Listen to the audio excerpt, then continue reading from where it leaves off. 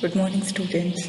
आज हम fluid mechanics and machines में, जिसका सब्जेक्ट कोड MA 202 है, चैप्टर 1 इंट्रोडक्शन का जो टॉपिक करने जा रहे हैं वो है surface tension and capillary. Surface tension and capillary. Due to molecular attraction, liquid possesses certain properties such as cohesion and adhesion. Cohesion means intermolecular attraction between molecules of the same liquid. That means it is a tendency of the liquid to remain as one assemblage of particles. देखिए, surface tension topic करने से पहले हमें पता होना चाहिए कि cohesion और एडहेशन होता क्या है। तो कोहेशन क्या होता है? कोहेशन बेसिकली होता है एक लिक्विड के, सेम लिक्विड के जो मॉलिक्यूल्स हैं उनके बीच में अट्रैक्शन। जैसे कि अगर आपने वाटर लिया तो उसके जितने भी मॉलिक्यूल्स हैं उनके बीच का जो अट्रैक्शन होगा उसे हम बोलेंगे कोहेशन। ठीक है, जैसे आपने कोई और फ्लूइड लिया, मरकरी लिया या कोई भी फ्लूइड लिया, तो उसके बीच का जो अट्रैक्शन होगा, सेम लिक्विड के मॉलिक्यूल्स के बीच का अट्रैक्शन कहलाता है कोहेशन। क्लियर? अब एडहेशन क्या होता है? देखिए, adhesion means attraction between the molecules of a liquid and the molecules of a solid boundary surface in contact with the liquid. देखिए, सपोज कीजिए लिक्विड किसी कंटेनर में है या किसी वेसल में है, तो एडहेशन क्या होगा? उस लिक्विड के मॉलिक्यूल्स और उस कंटेनर की बाउंड्री या फिर वेसल की बाउंड्री के बीच में अट्रैक्शन। बेसिकली अगर किसी ग्लास में पानी है तो जो पानी के मॉलिक्यूल्स और ग्लास की जो बाउंड्री है उसके बीच के अट्रैक्शन को हम बोलेंगे एडहेशन। तो कोहेशन और एडहेशन आपको क्लियर होने चाहिए। कोहेशन होता है इंटर मॉलिक्यूलर अट्रैक्शन, मतलब एक ही लिक्विड के मॉलिक्यूल्स के बीच का अट्रैक्शन, और एडहेशन होता है मॉलिक्यूल और बाउंड्री के बीच का attraction. Clear? The property of a cohesion enables a liquid to resist tensile stress, while adhesion enables it to stick to another body. देखिए, कोहेशन की प्रॉपर्टी क्या करती है? एक लिक्विड को अगर कहीं से टेंसाइल यानी खिंचाव आ रहा है, टेंसाइल स्ट्रेस आ रहा है, यानी कि प्रतिबल आ रहा है, तो उसको रेजिस्ट करने की पावर देती है कोहेशन के कारण। लिक्विड की वो प्रॉपर्टी है कोहेशन जिसके कारण वो टेंशन को रेजिस्ट कर सकती है, यानी खिंचाव को रेजिस्ट कर सकती है। जबकि एडहेशन क्या करता है? वो दूसरी बॉडी को स्टिक कर लेता है। ठीक है? सरफेस टेंशन होता है is due to cohesion between liquid particles at the surface, where capillarity is due to both cohesion and adhesion. देखिए, सरफेस टेंशन तो हो गया बेसिकली सिर्फ कोहेशन के कारण, यानी इंटरमॉलिक्यूलर अट्रैक्शन के कारण। ठीक है, जो लिक्विड पार्टिकल्स के बीच में है। और कैपिलरिटी में दोनों चीज़ें रोल प्ले करती है, कोहेशन और एडहेशन। तो ये आपके ऑब्जेक्टिव में अच्छा क्वेश्चन बन सकता है कि सरफेस टेंशन का रीज़न क्या होता है और कैपिलरिटी का रीज़न क्या होता है। तो सरफेस टेंशन का रीज़न होता है सिर्फ कोहेशन, और कैपिलरिटी का रीज़न होता है एडहेशन और कोहेशन बोथ। अब जैसे कि आपको मैं सरफेस टेंशन एक्सप्लेन करती हूँ। A liquid molecule on the interior of the liquid body has other molecules on all sides of it, so that the force of attractions are in equilibrium and the molecule is equally attracted on all sides as a molecule at point A shown in figure 1.3। देखिए, ये diagram important है। इसमें आप ए molecule देख रहे हैं। ए molecule पे चारों तरफ से इक्वल फोर्स लग रहा है। क्यों लग रहा है? क्योंकि आसपास मॉलिक्यूल्स है। यहाँ पे एक मॉलिक्यूल है, सपोज कीजिए, वो इसे अट्रैक्ट कर रहा है। इधर एक मॉलिक्यूल है, वो इसे अट्रैक्ट कर रहा है, और यहाँ पे एक मॉलिक्यूल है, वो इसे अट्रैक्ट कर रहा है। तो चारों तरफ से इक्वल फोर्स लग रही है, यानी ये मॉलिक्यूल ए इक्विलिब्रियम में है। इसके दो रीज़न है। एक ये लिक्विड के बीचों बीच है, चारों तरफ मॉलिक्यूल है, सेकेंड रीज़न। ठीक है? अब अगर आप देखें, on the other hand liquid molecule eight the surface of the liquid, अगर कोई मॉलिक्यूल लिक्विड की सरफेस पे है, जैसे कि ये लिक्विड की सरफेस हो गई, जैसे अगर ग्लास में पानी होता है तो उसकी सरफेस होती है जहाँ पे पानी ख़त्म होता है, वैसे ही ये एक सरफेस हो गई। इस सरफेस पे एक मॉलिक्यूल है बी, ठीक है।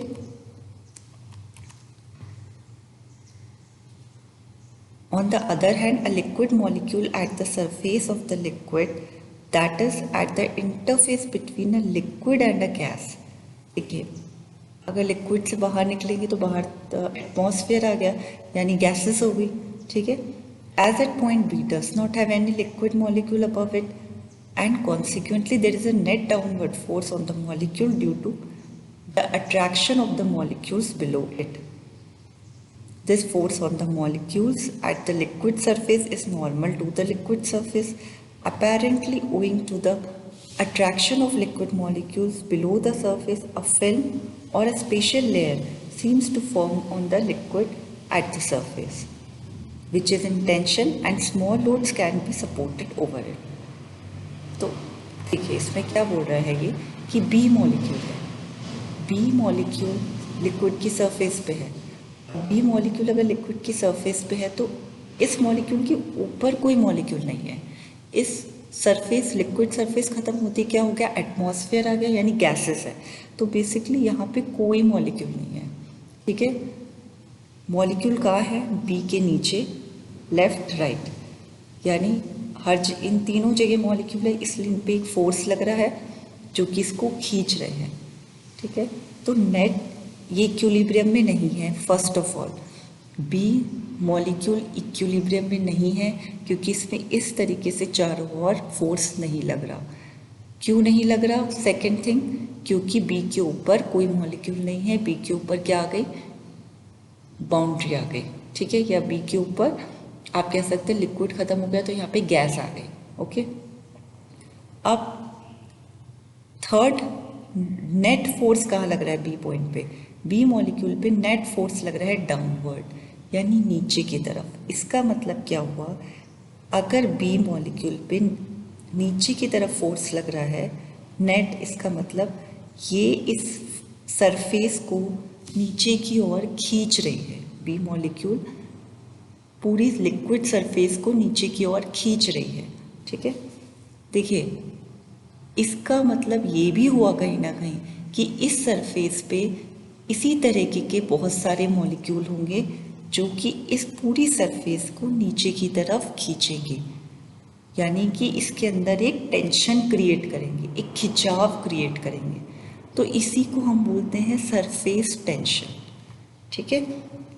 इस किनारे पे जितने भी मॉलिक्यूल्स हैं वो इक्विलिब्रियम में नहीं होंगे, सब नेट डाउनवर्ड फोर्स लगेगा और एक खिंचाव उत्पन्न करेंगे ऊपर की सरफेस पे,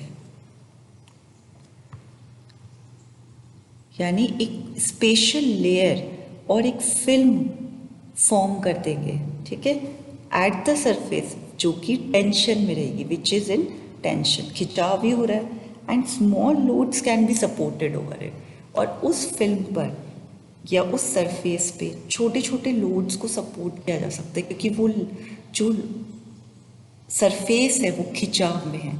for example, a small needle placed gently upon the water surface will not sink but will be supported by the tension at the water surface। जैसे कि अगर आप ये एक्सपेरिमेंट भी करें तो आप देखेंगे कि एक स्मॉल नीडल को अगर आप रखेंगे वाटर सरफेस पे तो वो नीचे की तरफ नहीं डूबेगी, वो ऊपर की तरफ ही रहेगी वाटर सरफेस पे। क्यों, क्योंकि वो सरफेस एक खिंचाव में है, टेंशन में है। The property of the liquid surface film to exert a tension is called the surface tension। तो liquid surface की जो प्रॉपर्टी है जो कि एक खिंचाव को क्रिएट कर रही है, यानी टेंशन क्रिएट कर रही है, इसे हम सरफेस टेंशन कहते हैं, ठीक है। It is denoted by sigma, इसे सिग्मा से डिनोट करते हैं। सरफेस टेंशन को हम सिग्मा से दर्शाते हैं। सिग्मा जिसे हम बोलते हैं force required to maintain unit length of the film in equilibrium. Basically surface tension क्या होता है, कितना बल चाहिए एक यूनिट लेंथ, यानी 1 मीटर की लेंथ को इक्विलिब्रियम में रखने के लिए, unit length of film in equilibrium, 1 metre की लेंथ को इक्विलिब्रियम में रखने के लिए कितना फोर्स चाहिए, इसे हम बोलते हैं surface tension. It is the force required to maintain unit length of the film in equilibrium. ठीक है, तो यानी सरफेस टेंशन का फॉर्मूला हो गया फोर्स अपॉन लेंथ. कितना फोर्स चाहिए, एल लेंथ को इक्विलिब्रियम में रखने के लिए या फिल्म बनाने के लिए. ठीक है, ये पूरी लेंथ हमें नहीं पता कितने मीटर की है, हो सकता है 20 मीटर के ऊपर. 1 मीटर की फिल्म बनाने के लिए जितना फोर्स चाहिए उसे हम बोलेंगे सरफेस टेंशन. ठीक है, ऐसा यूनिट जो होगी वो होगी न्यूटन पर मीटर, या फॉर्मूले से देख सकते हैं. In metric gravitational system of unit it is expressed as kilogram force per centimetre और kilogram force per metre. In the English gravitational system it is expressed as this. तो ये अलग अलग सिस्टम के अकॉर्डिंग आपको यूनिट्स बता रखिए. As surface tension is directly dependent upon intermolecular cohesive forces, its magnitude for all liquids decreases as the temperature rises. देखिए surface tension किस पे डिपेंड कर रहा है, कोहेसिव फोर्स पे, यानी जो इंटरमोलिकुलर अट्रैक्शन है उस पे. तो सरफेस टेंशन का जो मैग्नीट्यूड होगा सभी लिक्विड्स के लिए वो डिक्रीज होगा अगर टेम्परेचर राइज होगा. क्यों? क्योंकि जब आप टेम्परेचर बढ़ाते हैं किसी भी लिक्विड का तो मॉलिक्यूल्स के बीच में अट्रैक्शन कम हो जाता है. अगर अट्रैक्शन कम होगा तो सरफेस टेंशन का मैग्नीट्यूड यानी मान भी डिक्रीज होगा. क्लियर? सेकेंड, सरफेस टेंशन किस पे डिपेंड करता है, on the fluid in contact with the liquid contact with air varies. Next ये डिपेंड करता है कि जो फ्लूइड है वो किस लिक्विड सरफेस के कांटेक्ट में है. ठीक है, जैसे एयर का जो सरफेस टेंशन है वो वेरी करता है 0.0736 से 0.0 सरफेस टेंशन जो वाटर का है इन कॉन्टैक्ट विद एयर वो वेरी करता है, यानी वाटर का सरफेस टेंशन क्या है 0.0736 न्यूटन पर मीटर. ठीक है, ये टेम्परेचर दे रखा है 19 डिग्री सेंटीग्रेड से 100 degree centigrade.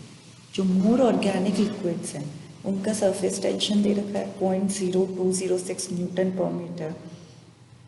And mercury has a value of this at normal temperature. तो ये अलग अलग लिक्विड्स के सरफेस टेंशन दे रखे हैं जो कि जनरली न्यूमेरिकल्स में गिवन होते हैं.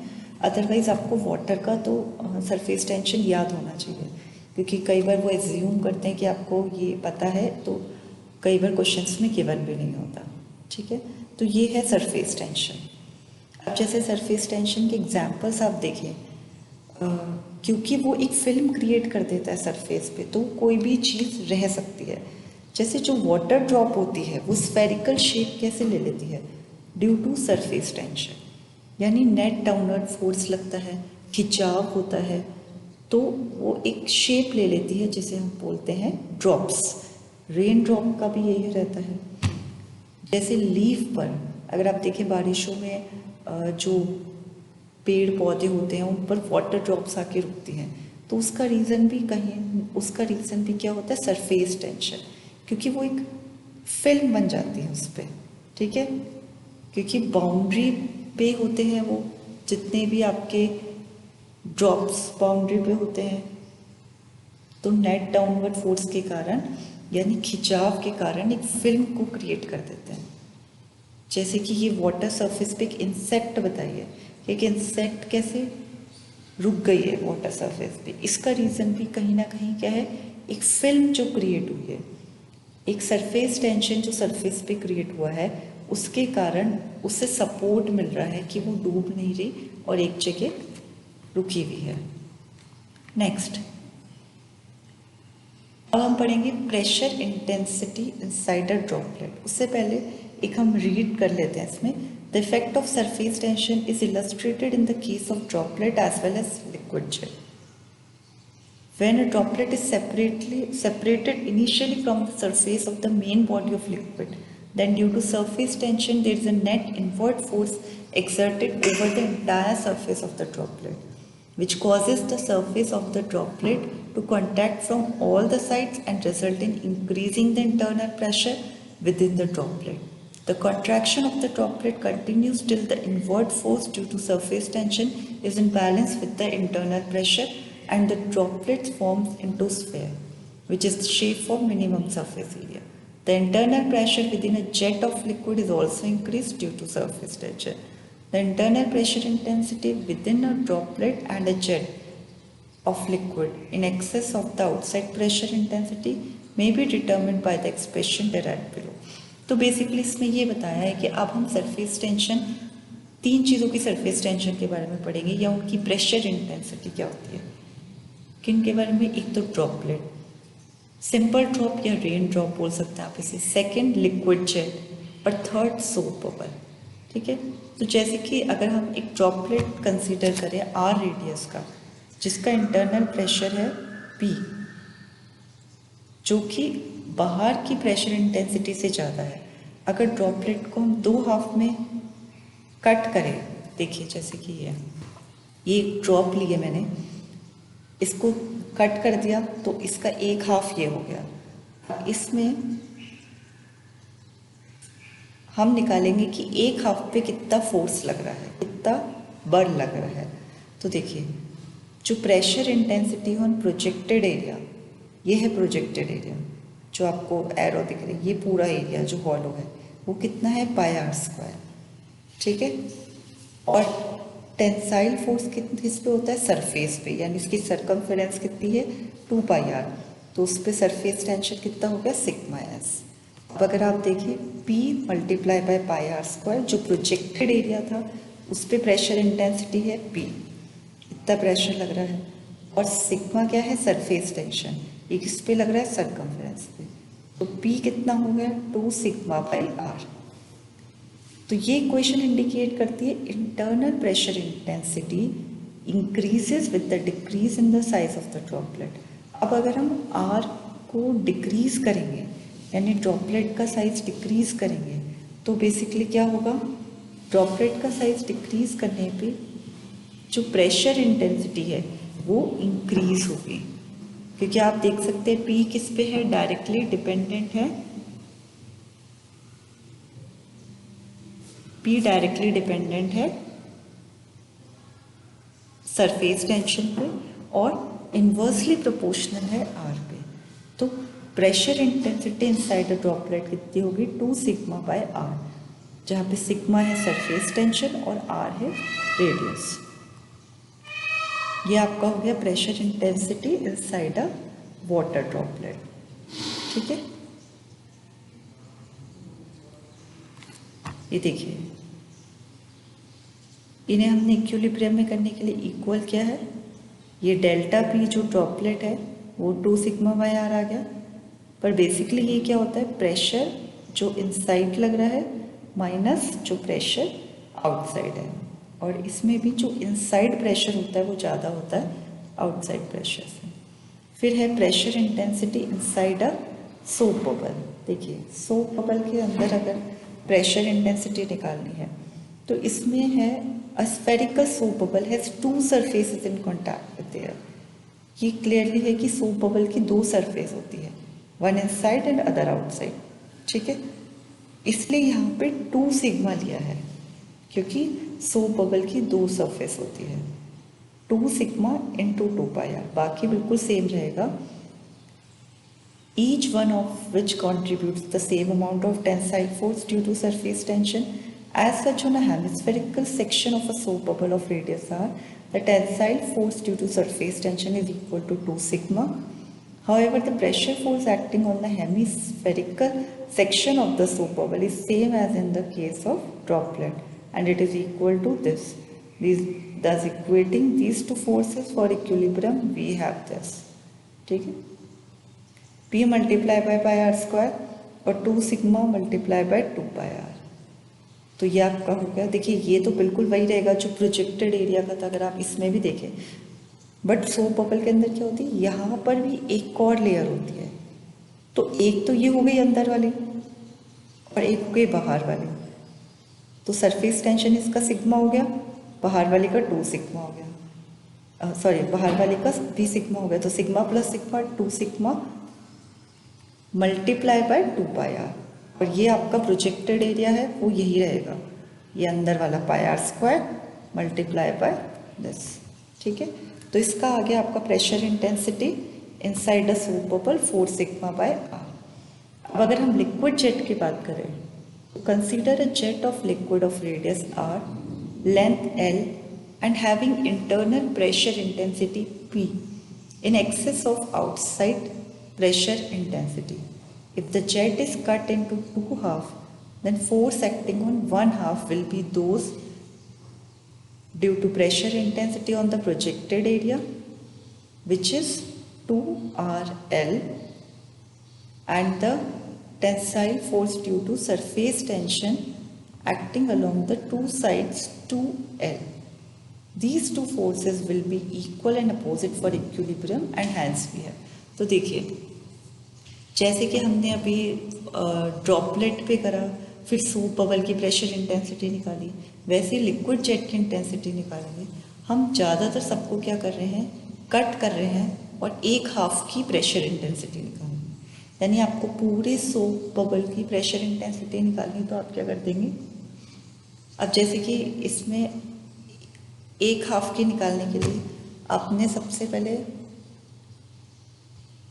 प्रोजेक्टेड एरिया की निकाली। प्रोजेक्टेड एरिया क्या होगा, 2RL लेंथ। ठीक है, और नेक्स्ट है आपका टू साइड्स पे, क्योंकि सरफेस वो हो गई लिक्विड जेट की, तो लेंथ हो गई मल्टीप्लाई बाय 2L सिग्मा। तो ये आपका आ गया pressure intensity inside a liquid jet is sigma by r. तो प्रेशर इंटेंसिटी जो ये हमने 3 पढ़ी है, inside a soap bubble, inside a droplet and inside a liquid jet, ये तीनों इंपॉर्टेंट है। अगर आप देखें, सबसे कम होती है लिक्विड जेट की, सेकंड होती है आपकी लिक्विड जेट की सबसे कम होती है, उसके बाद होती है ड्रॉप की, वाटर ड्रॉपलेट की, और सबसे ज़्यादा किसकी होती है, सोप बबल की। ठीक है, तो ये कई बार इनकी ऐसे भी पूछ लिया जाता है कि असेंडिंग ऑर्डर डिसेंडिंग ऑर्डर में अरेंज कीजिए, यानी बढ़ते हुए क्रम में और घटते हुए क्रम में। तो सबसे कम होती है लिक्विड जेट, उसके बाद होती है वाटर ड्रॉपलेट, और उसके बाद होती है सोप बबल। ठीक है, तो ये आपको ध्यान होनी चाहिए।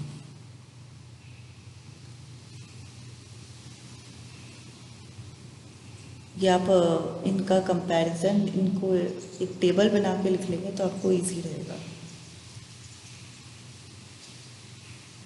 तो नेक्स्ट है आपका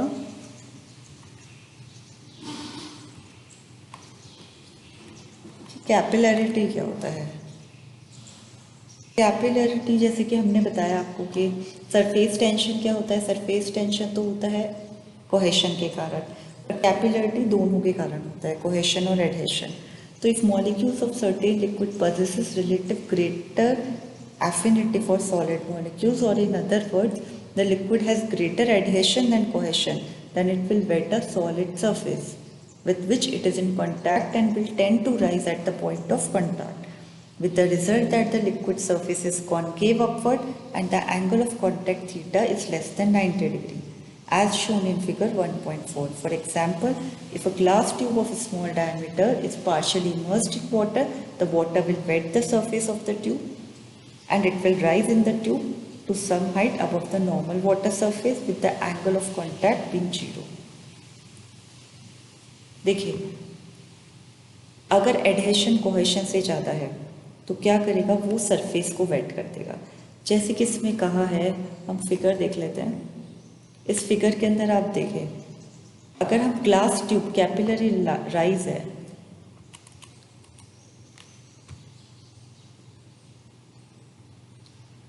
तो अगर एडहेशन कोहेशन से ज़्यादा होगा तो वो सॉलिड सरफेस को वेट कर देगा जिसके साथ वो कॉन्टैक्ट में है, मतलब कि एक कॉन्केव लिक्विड सरफेस बन जाएगी।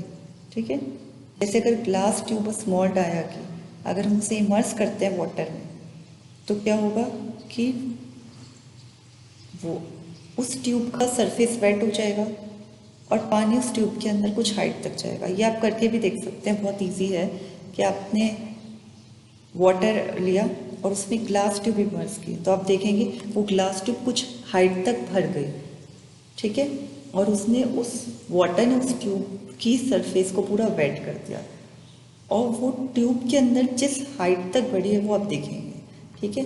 The waiting of solid boundary by liquid result in creating decrease of pressure with in the liquid and hence the rise in liquid surface takes place, so that the pressure within the column at the elevation of the surrounding liquid surface is the same as the pressure of this elevation outside the column, ठीक है।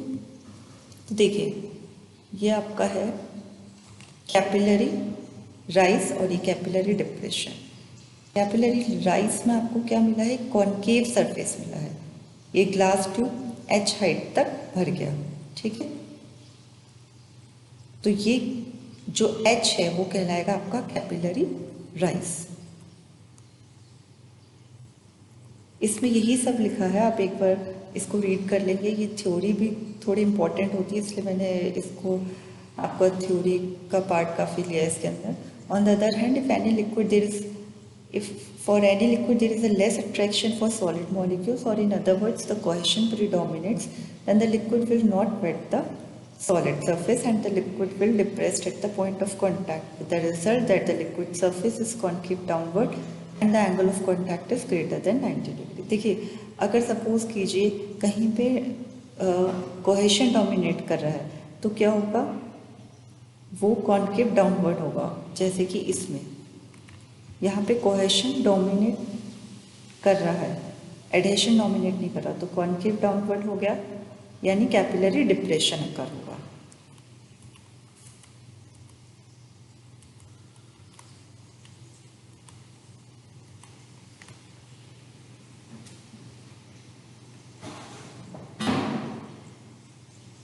तो ये जो phenomena होता है of rise और fall of liquid surface relative to adjacent general level of liquid, इसे हम बोलते हैं कैपिलरिटी।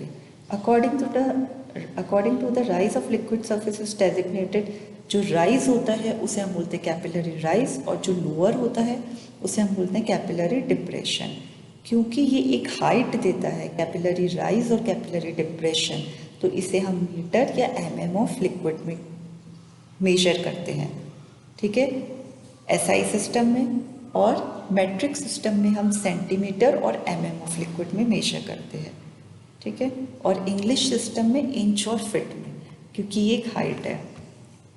ये शॉर्ट एक्सप्रेशन के लिए मैंने आपको दे रखा है, कई बार हमें सिर्फ डेफिनेशन पता होनी चाहिए, तो उसके लिए है कि कैपिलरी राइज और depression can be determined by considering the conditions of equilibrium in circular tube of a small dia inserted in a liquid। अगर हमें कैपिलरी राइज का एक्सप्रेशन निकालना है तो हम कैसे निकालेंगे? It is suppose that the level of liquid has risen bye h, the general liquid surface when a tube of radius r is inserted in the liquid. तो इसमें जब हमने ट्यूब इंसर्ट की r रेडियस की, तो इसमें कितना rise हुआ, h, ठीक है। For equilibrium of vertical forces acting on the mass of liquid lying above the general liquid level, the weight of the liquid column is h must be balanced by the force at the surface of the liquid due to surface tension, thus equating these two forces। तो basically जो ये capillary आपका जो liquid column ने height ली है, ये balance होनी चाहिए फोर्स से जो कि लिक्विड की सरफेस पे लग रहा है, ठीक है। तो यहाँ पे हमने इस तरीके से बैलेंस किया है।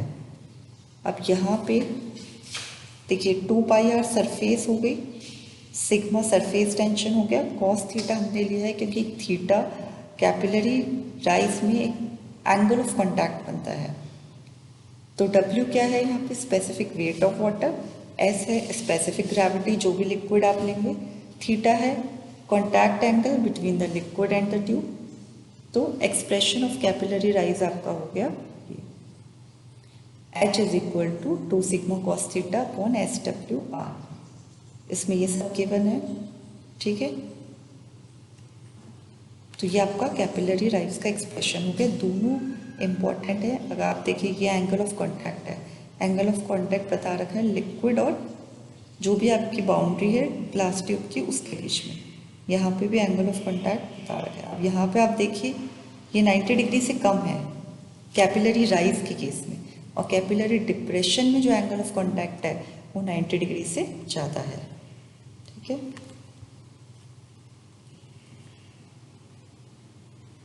अगर हमें कैपिलरी राइज निकालना है, जैसे कि the value of theta between water and clean glass tube is approximately equal to 0। देखिए यहाँ पे इसने क्या किया, ये कॉस थीटा को 0 लिख दिया। ठीक है, तो जो आपका राइज ऑफ वाटर आएगा वो ये आ जाएगा 4 सिग्मा अपॉन रो इंटू जी इंटू डी। ठीक है, इसमें इसने रेडियस की जगह डाया ले लिया और स्पेसिफिक वेट जो लिक्विड का था उसकी जगह मास डेंसिटी ले ली। ठीक है, कॉन्टैक्ट एंगल डिपेंड करता है दोनों पे, लिक्विड और सॉलिड पे। अगर थीटा 90 डिग्री से कम है तो हम कहेंगे liquid is set to fate, और ग्रेटर है तो नॉट। तो वो तो आपको देखो इस डायग्राम से क्लियर है। अगर राइज हो रहा है तो ये थीटा 90 डिग्री से कम है, और अगर डिप्रेस्ड हो रहा है तो 90 डिग्री से ज़्यादा है। क्लियर? तो आपका आज का जो असाइनमेंट है, असाइनमेंट 4 ट्यूटोरियल 1, वो है what is surface tension, question 1 explain it. यानी आप सरफेस टेंशन की डेफिनेशन लिखेंगे और मुझे वो पूरा एक्सप्लेन करेंगे कि मॉलिक्यूल ए और बी किस तरीके से उन पे नेट डाउनवर्ड फोर्स लग रहा है नीचे की तरफ और वो एक फिल्म क्रिएट कर रहा है। तो वो पूरा आपको इसमें एक्सप्रेस करना है, प्लस आपको सरफेस टेंशन का फॉर्मूला लिखना है जो कि है फोर्स पर यूनिट लेंथ, और उसकी यूनिट लिखनी है न्यूटन पर मीटर। इस तरीके से आप पूरा सरफेस टेंशन को कवर करेंगे। ठीक है, सेकेंड क्वेश्चन में है determine surface tension in liquid drop, soap bubble and liquid jet. तो यहाँ पे आप मुझे लिक्विड ड्रॉप, हमने 3 के बारे में पढ़ा है, 3 के सरफेस टेंशन निकालें वो आप यहाँ निकालेंगे विद डायग्राम, और लास्ट में आप उन्हें एक बढ़ते हुए कर्व में या सबसे घटते हुए कर्व में जरूर लिखेंगे, क्योंकि ये बहुत अच्छा ऑब्जेक्टिव क्वेश्चन बनता है कि सबसे कम सरफेस टेंशन किसमें होता है, सबसे ज़्यादा किसमें होता है। तो आप अगर दोनों क्रम याद कर लेंगे कि सबसे कम इसमें होता है सबसे ज़्यादा, तो आपको बहुत ईजी रहेगा। नेक्स्ट है define capillary rise and fall with diagram. देखिए इसमें आप कैपिलरी राइज और फॉल में ये 2 डायग्राम्स बहुत इंपॉर्टेंट है, इससे आप पूरा कैपिलरी समझ सकते हैं। ठीक है, कि क्या एंगल ऑफ कॉन्टैक्ट होगा, कॉनकेव है इसमें, यहाँ पे कॉनकेव डाउनवर्ड है, तो ये सब आप समझ सकते हैं। तो ये दोनों डायग्राम आप ड्रॉ करेंगे, एक्सप्रेशन लिखेंगे, डेफिनेशन लिखेंगे। ठीक है, ये आप मुझे असाइनमेंट अपना नेक्स्ट लेक्चर से पहले सबमिट करा देंगे, तभी आपकी अटेंडेंस लगेगी। मेरे पास जिनके असाइनमेंट नहीं आ रहे उनकी कोई भी अटेंडेंस नहीं लग रही है, और इसकी आप हार्ड कॉपी मेंटेन करेंगे ताकि कॉलेज ओपन होने पे ये हार्ड कॉपी आपसे हम सबमिट कर सकें। Okay, thank you.